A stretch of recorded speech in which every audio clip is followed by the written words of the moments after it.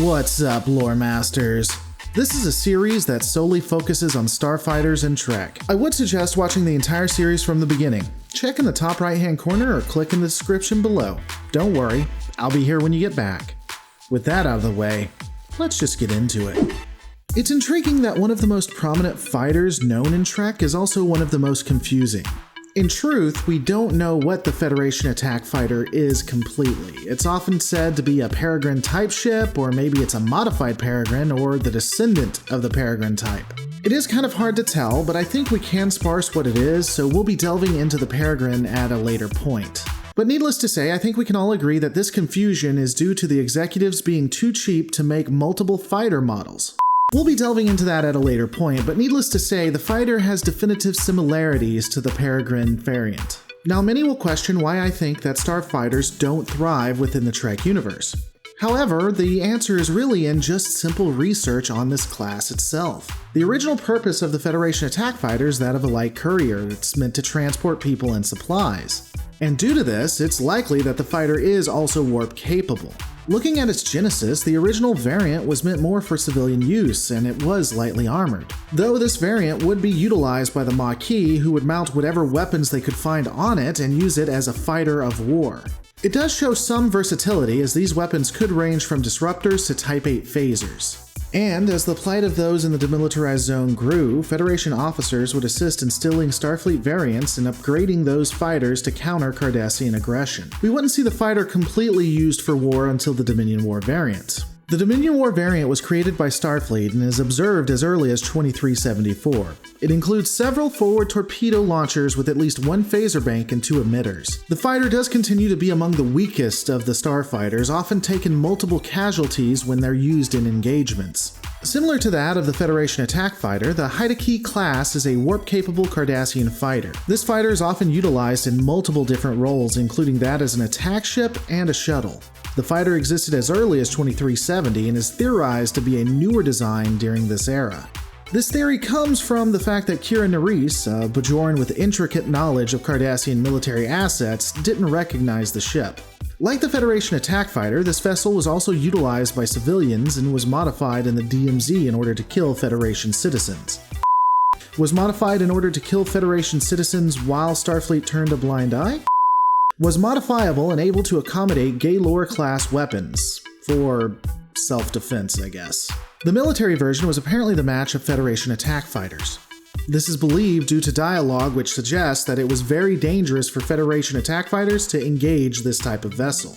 The Haidaki class would see widespread use during large engagements during the Dominion War. The Kyrian fighter existed in 2374 and attacked the USS Voyager while it was commencing trade negotiations with the Vaskins. We don't know much about the Kyrian fighter except for that it was no match for an Intrepid-class vessel. They would be so ineffective that ultimately the Kyrians would have to beam aboard and attempt to steal technology from the USS Voyager itself. Even more fighters would engage Voyager, forcing it to retreat during that battle. In the actual prime timeline, the warship Voyager, under the command of an effective and ruthless Captain Janeway, would repel the Kyrians and ultimately kill them by attacking the planet, successfully defeating them for the Vaskins. Wait, what? As discussed before, the Maquis fighter is a bit vague as we have several different types that they used. The most common fighter, though, is that in the TNG episode Preemptive Strike. This vessel was considered a fighter that emitted a Federation warp signature. It included a cockpit for two pilots with controls surrounding both seats but no console in between, and additionally a room in the aft for cargo. It would be outfitted with multiple different weapons but generally had phaser banks and torpedo launchers. Rakusan fighters were fighter vessels utilized by the, Rakusans. The fighters had directed energy weapons, and these fighters could easily be destroyed by a single plasma wave. Scorpion-class vessels are attack fighters created by the Remans. We don't know much about these fighters except they could seat two pilots and had a disruptor. And were never used against the Enterprise F, even though the Scimitar apparently had tons of them. The Saronian fighter craft was a starfighter that was utilized by the Saronians. The Vadwar assault fighter was a starfighter that existed during the 15th century. That's right! That is exactly right. They thought I couldn't say it. Those idiots, those haters, thought I wouldn't be able to say Vadwar, but I could. I absolutely said it, and I said it correctly. I may have said instead of but I did. Take that, you stupid comment haters. Take it, trolls. What do you mean we're still recording? Just cut it out. Why can't you cut it? The Vaudoir Assault Fighter was a starfighter that existed during the 15th century and had particle cannons. These cannons could be utilized to fire rapid pulse beams into enemy vessels and were effective during the 15th century. However, they did minimal damage during the 24th century, which isn't surprising. The last fighter we'll be talking about today is the Vulcan fighter, utilized around the 22nd century. These fighters were generally fielded in orbital defense only and fired particle beam weapons. Beyond that, they kind of look like the Toy Story claw machine, but that's really none of my business.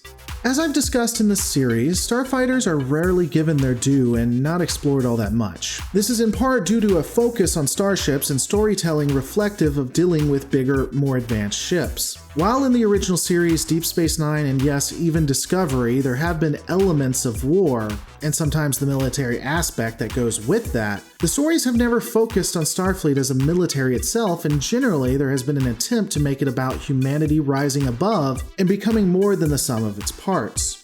Due to this, the scale has always been larger, not leaving a lot of room for storylines that would involve starfighters or the death that it would ensue.